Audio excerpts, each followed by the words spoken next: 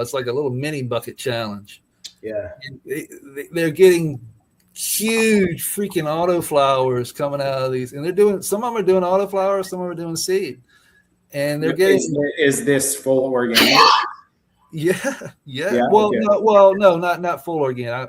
No, it's not like they're using nutrients. You know what I mean? They're using bottled nutrients. Okay, yes, then that is possible. It's impossible, in my opinion, if you're going no bottled nutrients. You need the soil volume compared to the size of your plant. But if that plant is very small and you have a very small soil volume, as long as that plant is the proper size for the pot, and everything is balanced, like I said, and you have the biology thriving in that small pot, like, you're going to get a great plant from start to finish. Yep. You know what's interesting, guys, is that way back in 18, I went to the Emerald Cup and, got a cannabis experience and was like, really blown away. Went to an after party that night and was introduced to a couple cats that were really into smoking dabs and hash. And that was probably my 5th experience smoking, really high quality full melt. And I was absolutely just blasted, right? Like, it didn't hit me at first, but as soon as I walked outside, I was with another guy who doesn't smoke. And this party, like, the top half of the room was smoke. So as you're walking around, you're like getting contact high. And I looked at him and his eyes were all bloodshot. He was like a little disoriented. I'm like, dude, I got to get you out of here. You don't smoke. Like, let's go outside. So I get him outside and I'm like, bam, it hit me. Like, holy shit. So the next day I asked these guys, I go, what the hell did you do to that poor plant to make it grow this level of quality? Like, I was on an acid trip for like the whole night. And they're like, we stressed the fuck out of it. I'm like, well, what do you mean by that? He goes, well, we grow these little plants in these tiny little pots. We pound them with nutrients, and we just root bound the hell out of them. And when they just stop flowering because they're just so stressed out, we then take that little bit of flower and make a concentrate out of it. And so I think that what you're experiencing in your R&D room, Tom, is you've said the expressions can be radically different in the same cultivar grown in a larger volume versus a smaller volume. Yeah. Which kind of backs up what Josh was saying. Like, in a 60-gallon pot, he was getting bigger buds as a result compared to the 4x4. Yeah. So this all makes sense that when you take this plant and you stress it responsibly or maybe irresponsibly, I don't know. I mean, who's to say, how do plants have equal rights? Like, should we not torture them?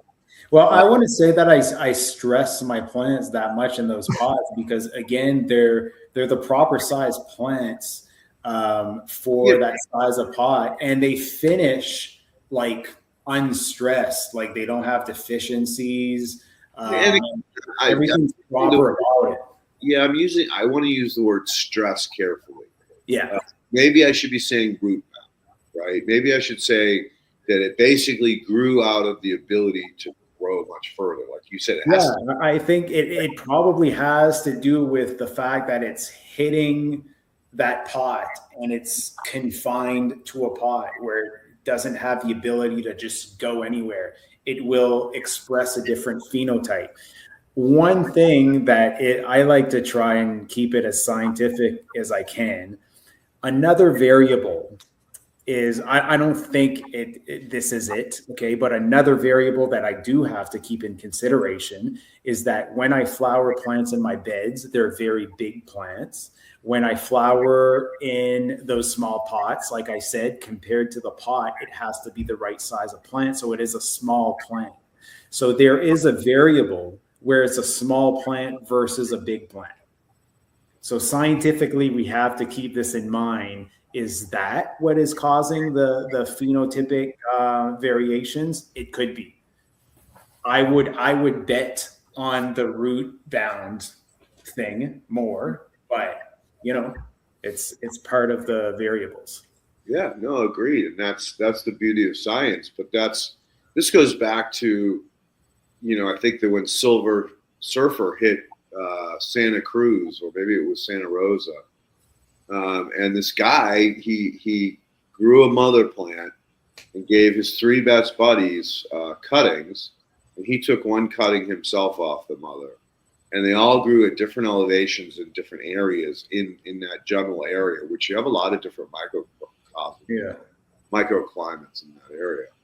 And when they came back together in the fall to, share and show off what that cut had done for them, he said they were all radically different. Like there was, you couldn't even come close to thinking it was the same cultivar. So we know for sure that, the environmental expressions or the environmental influences and the own human style of growing, like each guy didn't use the exact same mixes. They all used their own, soil recipes and formulas. And, well, I want to plant this under a tree, or I want to plant it just outside the drip line. So they all did different things and had radically different results. It's a real thing. It's a phenotype variation for sure. Some cultivars will show major variations depending on how you grow them. Some not so much at all. That's what I'm seeing. Like, what about you, Travis? Like, have you noticed what I'm talking about? Like a plant, the same cut grown in a pot versus grown in a bed, expressing themselves differently?